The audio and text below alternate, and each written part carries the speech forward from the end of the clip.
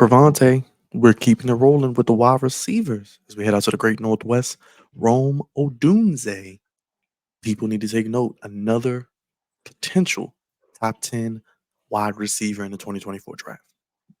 Indeed, indeed, indeed, man. And my gosh, between with him and Michael Penix, man, they made some noise in the Pac-12, which is now about to be no longer. The Pac-12 is going. I don't know what it was going to be, but they are pretty much up out of there now. But I think they finished it off with a bang between them two. That connection between Michael Penix Jr. and Romo Dunze, it was something to watch, brother. It was definitely something to watch.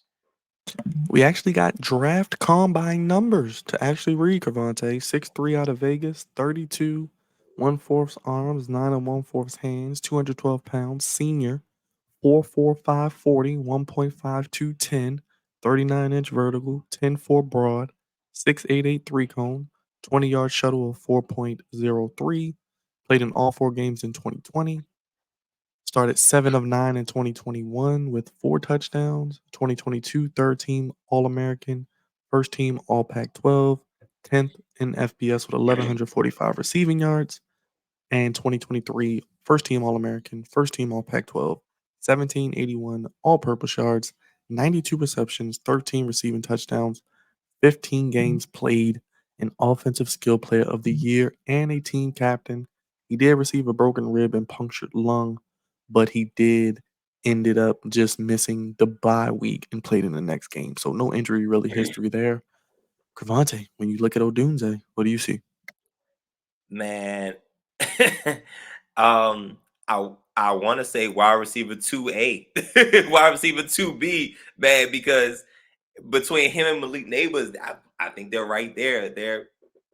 They are neck and neck, and you can't really go wrong either way. It's all in what you like, what's your flavor. Um, Romo Dunze being was 6'3", where he about 212. He is Yep, 6'3", 212. he is a contested catch nightmare. Absolute nightmare. Um, Great size and strength for his position. Good fluidity and change of direction. Really, he makes it look easy out there. It's almost like he's dancing. You know what I'm saying? And very good route runner. Very polished, great ball skills, and a huge catch radius. Talk about the 39, damn near 40, 40-inch vertical broad jump. It's all crazy. Um, um, and he flashes with a physical ability with the yak yards. Strong player with a good feel for space, despite how his length. Um, he's an absolute nightmare for DBs. Um, like I said, him and Michael Penix, it was milk and cookies. It was easy, peanut butter and jelly. You know what I'm saying? Whatever goes great together, that's what it looked like. And him being a wild, sick, tall, very, very tall, very versatile, and been having such a crazy catch radius and being able to like I said, the 50-50 balls. I don't think it's 50-50 over here. I think it's more so 60-40, 65-35, because he's gonna give just natural ability, um, give DBs trouble. Anywhere you see him going, any weaknesses that jump out to you? I know 6'3" is sometimes the bigger guys have trouble catching the football. Seems like he does a good job catching the football. And I mean, does he go past the Giants at 6? I know you don't want to see him in the NFCs, but it's gonna Oh be hard for gosh. them to pass him up. Him or Um, neighbors, I could see there. I it depends on what they like, but if the Giants history says anything, if they like Odell Beckham, they'll love Malik Neighbors. I don't think Romo Duzay goes past 9-10. I don't think. I think he will be, even though the Bears picked up Keenan Allen, Romo Duzay at 9 would be crazy. But I don't see him going past 10 to the Jets. So I think he'll crack the top 10 as well. As far as negatives, so he ran a 4.4, 4.45, I believe, but he looks his speed, his game speed looks a little inconsistent. Um, so it looks like average long speed, um, average on the explosive side of the game, and doesn't really pop at the top of his routes to really separate himself from the defender. And I guess he really doesn't care because if you throw it up, I guess it really doesn't matter.